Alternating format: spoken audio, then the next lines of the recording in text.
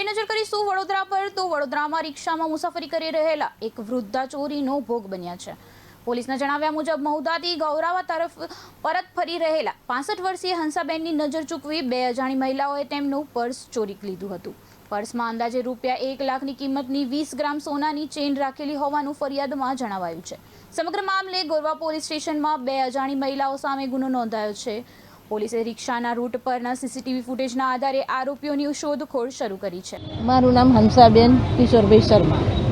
અમે ડેપોમાંથી બેઠા ને એટલે બસ પેલા રિક્ષામાં બેઠા તો શટલવાળામાં બેઠા, પેલા પ્રાઇવેટવાળા એમને કીધું તો અમે ના બેઠા। તો પછી બે જણ બીજા હતા તો કે એ જતા હતા તો પછી મેં બેન તમારે ગોરવા જવું છે તમે બી બેસી જાઓ। તો અમે 4 જણ બેઠા, પછી અમે આવ્યા ને તો અમે તમારે કઈ ઉતરવાનું છે, પેલા ભાઈ મેં કીધું એમને કઈ ઉતરવાનું છે કે એ તો ગોરવા અમારે ઉતરવાનું। અમે અહીં ઉતરી ગયા, એ સહયોગ ઉતર્યા। તમને કઈ રીતે ખબર પડી? શું ખબર કઈ રીતે પડી તમને? મને ઘરે જઈને પડી। શું શું હતું બેગમાં તમારે?